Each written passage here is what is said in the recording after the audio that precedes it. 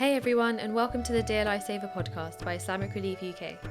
Here, we're tackling some big questions we have about aid in the 21st century, finding out what it takes to save a life, and exploring how faith factors into all of this.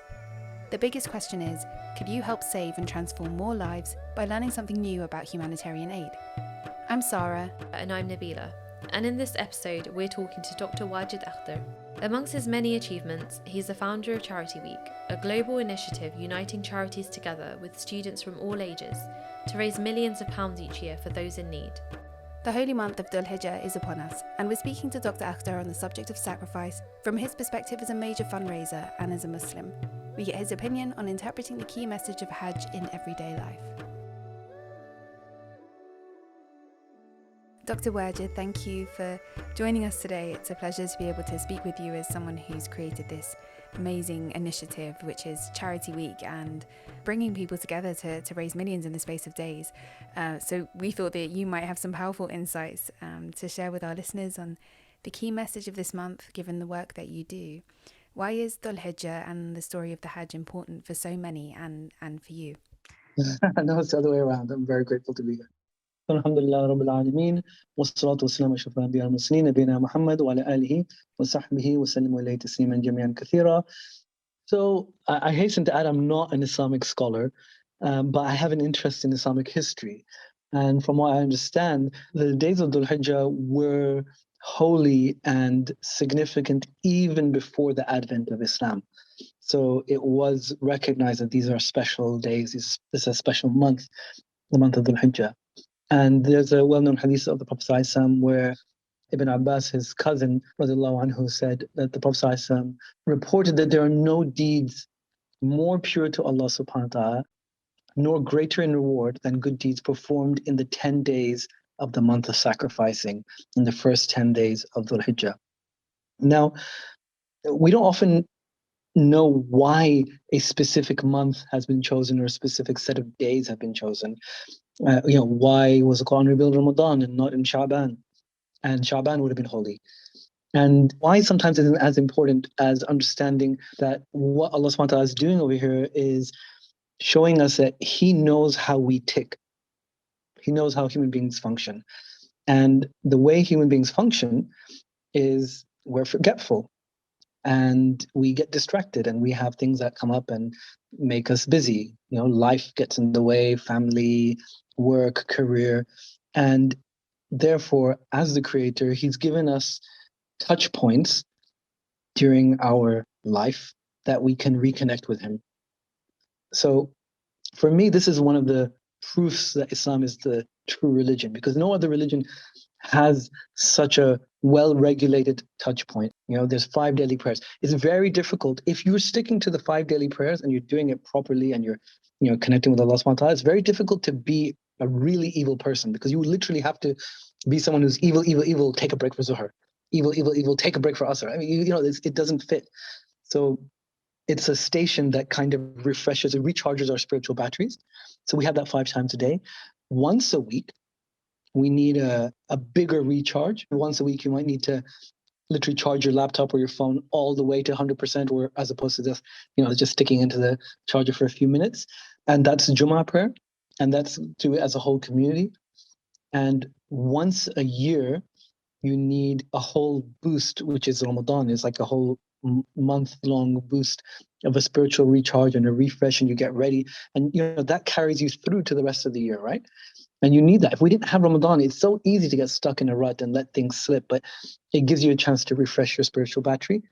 And once in a lifetime, you need the ultimate recharge, and that is the Hajj. I love how you've broken it down in this way. You're right, it's so easy to get stuck in a repetitive routine without much meaning. And I guess it's so humbling to have been gifted these opportunities from Allah subhanahu wa ta'ala for us to draw closer to Him. And when we see it in this way, it changes everything.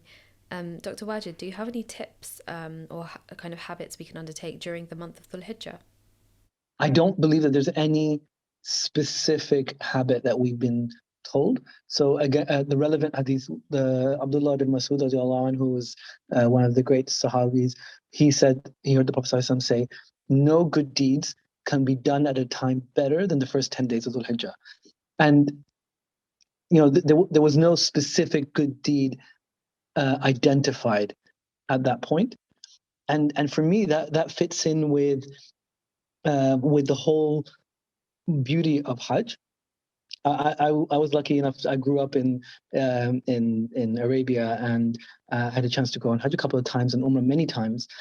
And I reflected on, like Hajj is it's very regimented. It's not like a lot of other spiritual retreats. Most spiritual retreats that people go on is like you go away to a cave or a room or forest and you sit there and you think.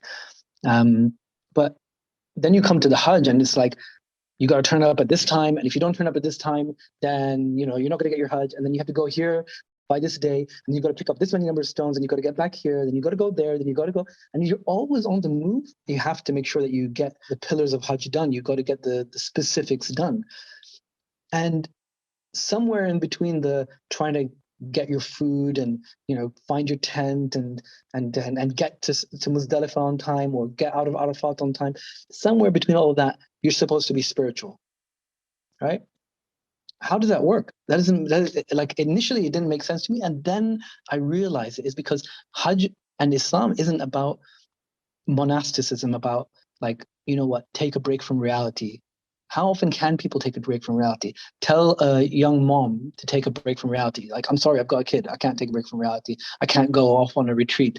Or someone who's, has to work every day and I can't take holidays. How do you take this 2-month break? It's something only very rich and privileged people can afford.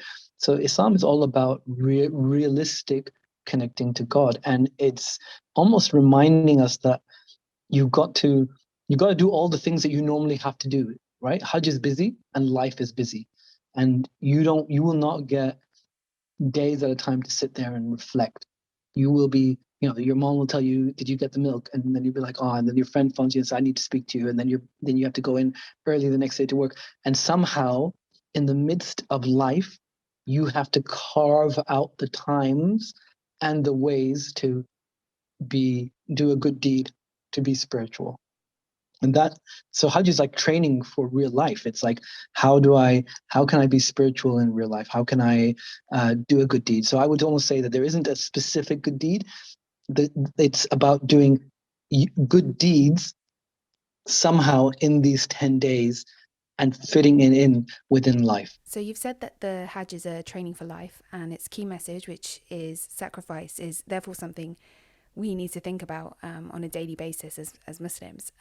What would sacrifice mean to Muslims today? Because the experience of Ibrahim alayhi salam being asked to sacrifice his son by Allah subhanahu wa ta'ala is not something we have or will experience. Very good question, because that's pretty much what it's about, right? Like Hajj is about, it's built around the idea of sacrifice. It's built around the idea of being able to sacrifice for something greater than yourself. And we often trick ourselves into thinking that we can get away with sacrificing a little bit because it's not really touching us, but real sacrifices hurt. And I guess that's the story of Hajj. I mean, the actual lead up to sacrificing Ismail, like the almost sacrifice, is very interesting. So again, like if you go on Hajj, I would always tell people, for a minute, turn off your I'm in Hajj mode and turn on your history classes and ask yourself, like, what happened here and what's going on. Imagine that you're Sherlock Holmes at a scene of a crime or a scene of event, like you're analyzing. Shaitan has always been trying to trick humanity, but it must have taken a very special occasion for him to appear in person, right? To turn up in person. And he turned up in person 3 times. That's desperation, right? He's desperate to stop this from happening. What he did when he turned up in each of these 3 different times was he tried to convince Ibrahim alayhi salam 3 different ways not to sacrifice. He didn't come and tell him 3 times, please don't do it, please don't do it, please don't do it, because that would be a rookie move, and he's not a rookie. He came and said, one time he said, what would the people say? One of the times he reappeared, because Ibrahim a.s. threw stones at him, right? Which is why we throw stones, saying, get lost. And then he came again, and he was like, maybe you misinterpreted the dream, right? So one was like, what will people say? What will his mother say? Because you didn't tell Hajar what you're planning to do, right? What will people say? What will Hajar say? The second time was, you saw a dream, Ibrahim. Like, maybe you got the dream wrong. Does it, did you ever think of that? Maybe it was just a dream, right? And, playing on that little bit of doubt, because the Prophet's dreams are not the same as our dreams, right? Maybe our dreams are wrong, but not Prophet's dream. And then the third time, he tried to use the logical argument, going, Ibrahim, logically, what would Allah subhanahu wa ta'ala gain from this child's sacrifice? Like, it doesn't make any sense. It doesn't fit with, who you think of God as being. So similarly, when you make a sacrifice, then you know that your sacrifice is a real sacrifice if you start having doubts. If it doesn't hit you and it doesn't hurt you and doesn't make you think and there's nothing at all. I'm not saying you haven't done a good deed, but I don't think it crosses that threshold for sacrifice. It's really interesting what you said about how an element of making a sacrifice should be that we are uncomfortable and that it should hurt. How do we come to terms with the fact that Allah subhanahu wa ta'ala asked Ibrahim alayhi salam to sacrifice his own child? So it's a concept that doesn't make sense to someone without faith, because then it sounds like this is immoral. Why would a loving God do that? And it's very similar to the question what people ask, where they say, if God is loving, if God is merciful, then why do children die? Why do innocent people suffer? And if you have faith, then what you know is that any suffering, any tragedy that anyone experiences is a very sad, tragic chapter in their life, but that is not their entire story. And that there is a whole section of the story that we are not aware of and we cannot see. You do not pick up a book and you're like, oh my God, Harry Potter is getting beaten. That's it. I shut the book and the book is over. And there's like 10 chapters left. There's going to be something good that happens afterwards, right? Just because there's something tragic that happens in chapter 6 doesn't mean that there's no point reading on. And that is very similar to the situation here, that we are only aware of what's in front of us, and the greater plan, the greater picture, we can't see, and we're not knowing, but there is a beauty in it if you have faith. There's a Persian saying where there was an ant that was traveling and it hit a red wall, and then it went to the right and it was yellow, and then it went up and down, it was blue and green, and it was just a mess of like walls everywhere of different colors. And the ant, said to itself, who made this, seemingly mad maze that I have to go through? But what it didn't realize that it was walking on a beautiful Persian rug, because the ant can only see just so far. And someone with a better vantage point can see that there is a great plan to this, that it is actually a beautiful rug that you've made. And even though there are lots of different colors and you have to navigate your way through it, that there's something good at the end of it. So, Dr. Wajid, what lessons have you learned for your own life from what the Hajj represents, and how did it help you inform the makings of the initiative you started, which is Charity Week? Could you tell us about that? There's so many lessons that you can take away from Hajj, but one of the big lessons that everyone takes away, obviously, is the unity. For me, coming from a scientific background in my career, I've always been touched by the plight of our fellow human beings, but especially Muslims. It's no secret that 45% of the world's Muslims are illiterate. It's no secret that more than 75 to 80% of all the world's refugees are Muslims. It's no secret that we have horrible rates of corruption in our countries. of sexual harassment, of animal maltreatment, of child mortality. We have every problem under the book that you can name. We've got it. And this is something that bothers, right? Every listener to this is at some point, if you're listening to this, if you're a Muslim, you have at some point been upset at the situation of your people. Why don't we make things that benefit any humanity anymore? Why do we have to go back 1,000 years to Ibn Sina, Ibn Nafis? Why don't we build beautiful buildings like the Taj Mahal, the Alhambra? Why, and so on and so forth. And I realized that just like Allah subhanahu wa ta'ala has not sent any disease without a cure, similarly, this disease of disunity that's destroying us, this disease of all these illnesses have a common feature, and they're that to treat them, you need to be united first. You cannot overcome huge problems on your own. For me, that's the thing that I took away, and that's the whole point of Charity Week. So Charity Week was what happens if instead of Muslims organizing charity events randomly throughout the year, what happens if we all did it at the same time, wearing the same t-shirts, with the same logo, for the same cause? And what happens is a bunch of students raising more than £1 million in a week. What happens is students saying, I saved up for 2 years to buy a laptop and I've donated that entire funds for orphans. Thank you, Dr. Wajid. That was really inspiring, mashallah. I think we can all take away something from that. I remember the first week of my role at Islamic Relief, I attended the Charity Week annual dinner, and I could just see and feel how coming together makes such a huge difference versus doing something alone.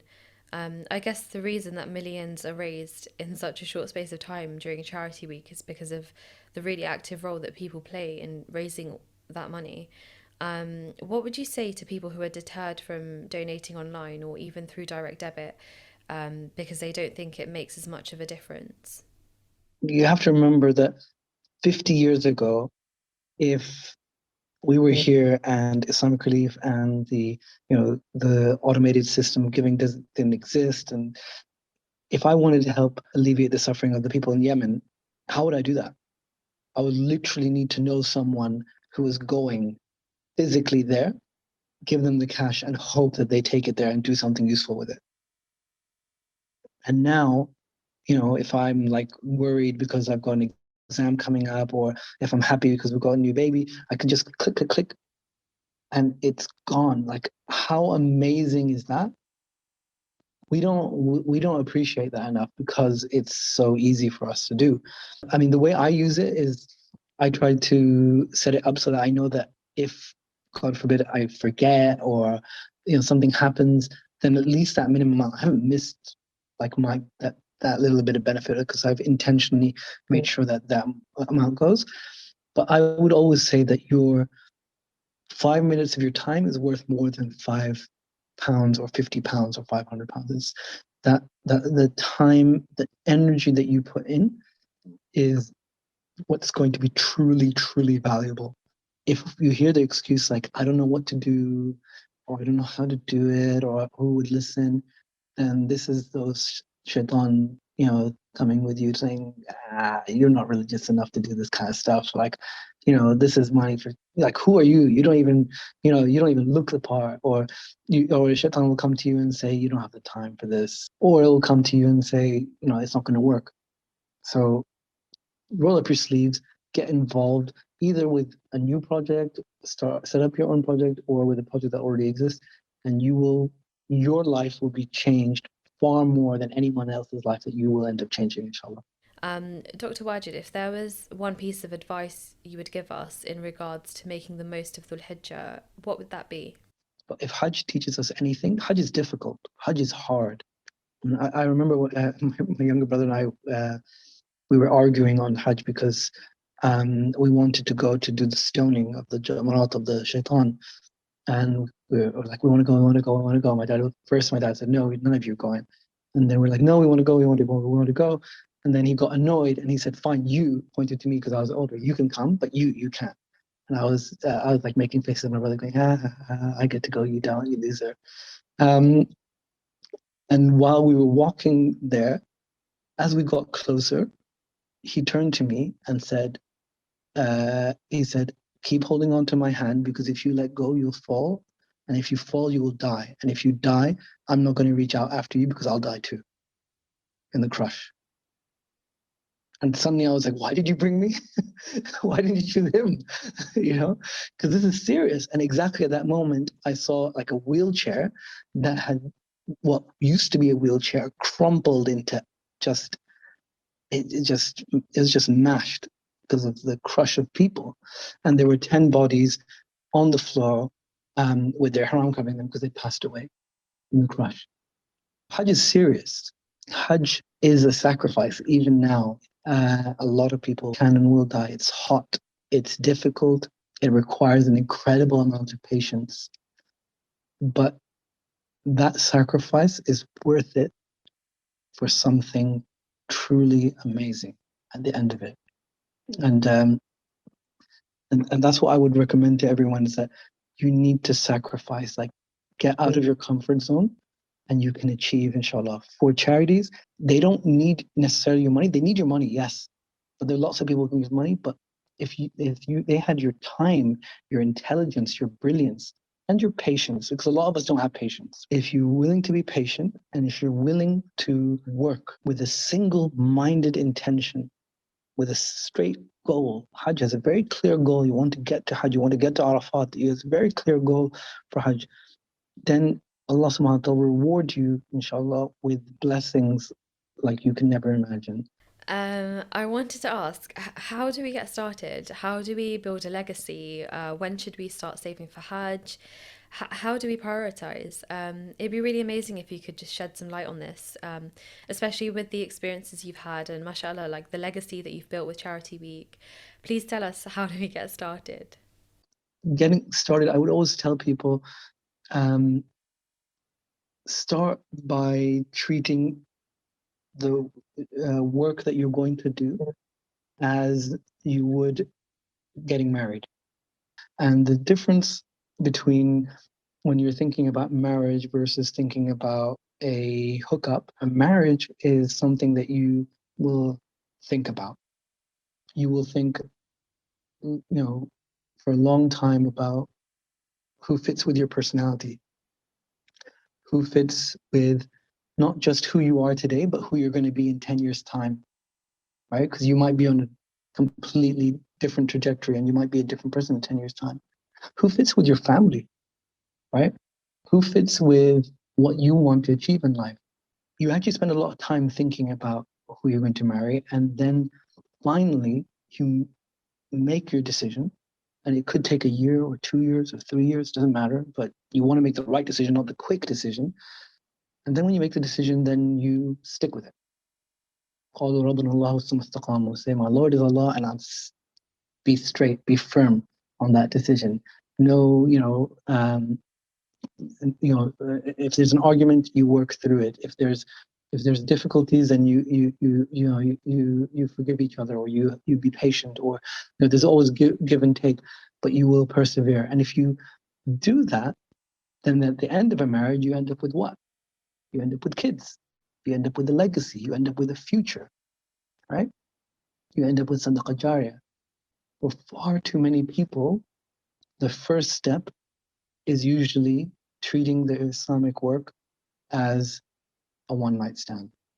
It's, today I'm interested in charities, so I do this. Tomorrow I'm interested in hadith, I do that. Day after tomorrow is fiqh, and then you just keep switching. Because every time the going gets tough, you get going, right? And every time it's difficult, every time you have an argument, every time, you need to actually sit down and do some research to take it from here to here, it's better to give up and walk away. Whereas if you spent your time and you've thought about what is it that's going to define you and your existence, right? And believe me, 9 to 5 is never going to define your existence. It's the 5 to 9 life that will define your existence. What you do between 5 p.m. and 9 a.m. the next morning is what your life is going to be about. But yeah, the first step I would always say is work out what is your thing. What's your thing that you're going to do? Take your time, think about it for in depth. Think about it from lots of different angles, and then when you make that decision, inshallah, stick with it. And if part of the barakah actually comes with sticking with your decision. Thank you, Dr. Wajid, for your Yes, time. thank you. Jazakallah khair for sharing these incredible gems of wisdom with us and feeling so inspired. I know this is the first time we've had you on the podcast, but I'm really sure that it definitely won't be the last. So thank you again. Jazakallah khair. Looking forward to it.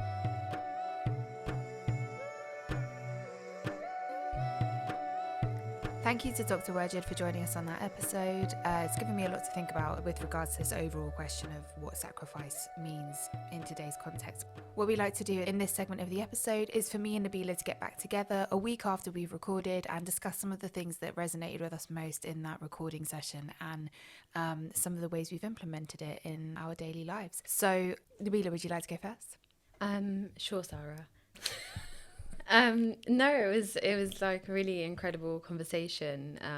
I remember straight afterwards we were both just so, I guess, like lost for words and inspired. I really loved Dr. Wajid's analogies, especially the one about carving time out in your day for God and how like Allah subhanahu wa ta'ala has given us opportunities within our day, within the month, within the year to draw near to Him. And I think when you really kind of like deep that, it's really powerful and really really incredible that we have all of these opportunities in our daily lives.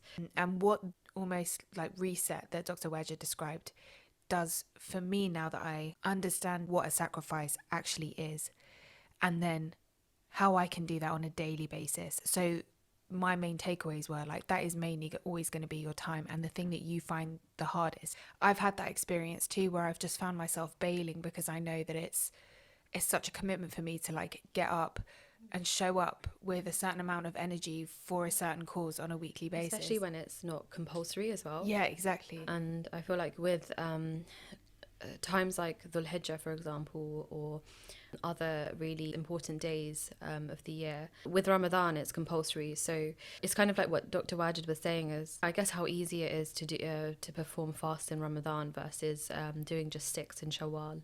And even during Dhul Hijjah, like fasting in Dhul Hijjah, you know, a lot of us find it hard. And when things aren't compulsory, so you know how you were saying, like going to the food bank, it's not compulsory for you to go. Like, of course, it'd be incredible if you did go and, you know, you upheld that commitment, I guess. But at the end of the day, like, it's something that's voluntary. So if you do it, it's good. If you don't, like, it's okay as well.